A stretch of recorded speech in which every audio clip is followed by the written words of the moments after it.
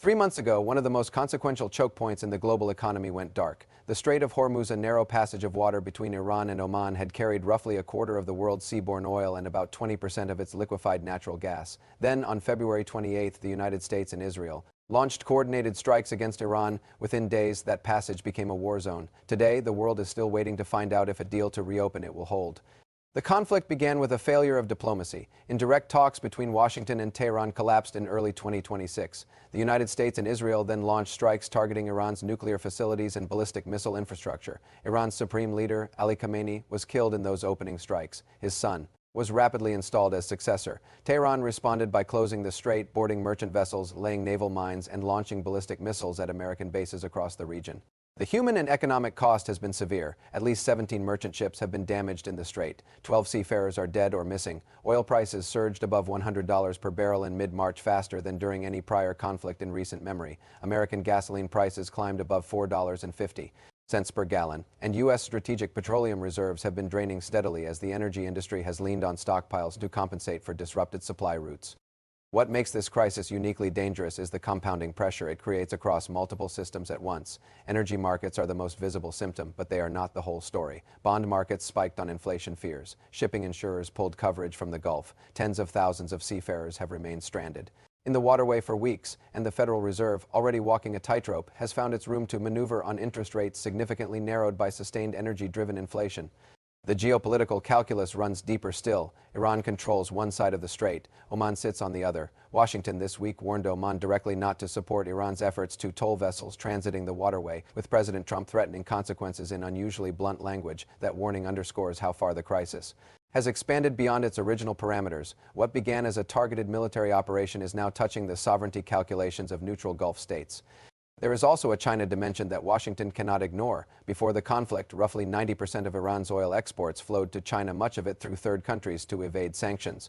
A prolonged closure of the strait has disrupted that supply chain as well, adding pressure to Beijing's energy security calculus. China has maintained a careful public posture, but Iran's foreign minister traveled to Beijing in May, and analysts note that China's interest in a deal is not purely economic. The longer the conflict drags on, the more leverage Beijing accumulates as a potential mediator, and the more Washington's war fatigue becomes a strategic asset for China.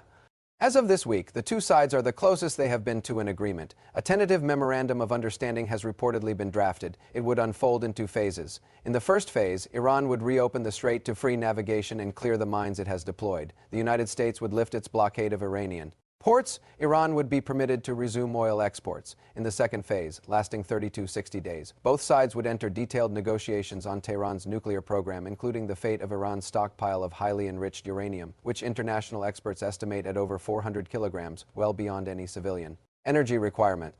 But the deal has not been signed. Vice President G. Vance described it as TBD. Treasury Secretary Scott Bessent stated publicly that sanctions relief is off the table until the strait reopens. Iran surrenders enriched uranium, and Tehran formally commits to not pursuing a nuclear weapon. Iran, for its part, has called the talks a strategic deadlock, insisting that the United States must end its naval blockade before any concessions are made. Pakistani mediators are shuttling between the two sides. The architecture of a deal exists. The political will to finalize it remains uncertain. Looking ahead, three scenarios are plausible. In the first, a deal is reached and signed within days. The strait reopens. Oil prices fall sharply. Treasury Secretary Bessent has suggested prices could drop 10% or more once shipping resumes and the two sides enter a fragile diplomatic process on the nuclear question. This is the most optimistic outcome, but it leaves the most consequential issue, Iran's nuclear program, unresolved and subject to a 60-day negotiating window that could easily collapse.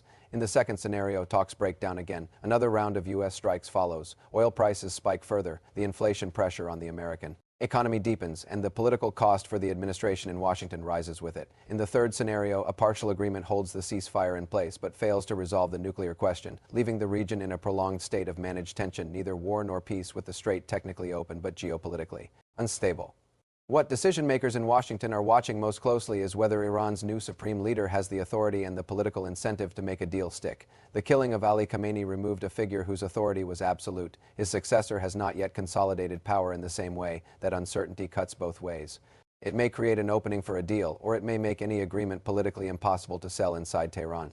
The larger lesson of the Strait of Hormuz crisis may be the one that the global economy has been slow to learn. A single waterway, 21 miles wide at its narrowest point, remains the load-bearing joint of the world's energy architecture. For decades, that vulnerability was managed through deterrence. In 2026, deterrence failed. The question now is whether diplomacy can succeed where deterrence did not, and whether a peace deal can be durable enough to outlast the pressures that will immediately begin working to unravel it.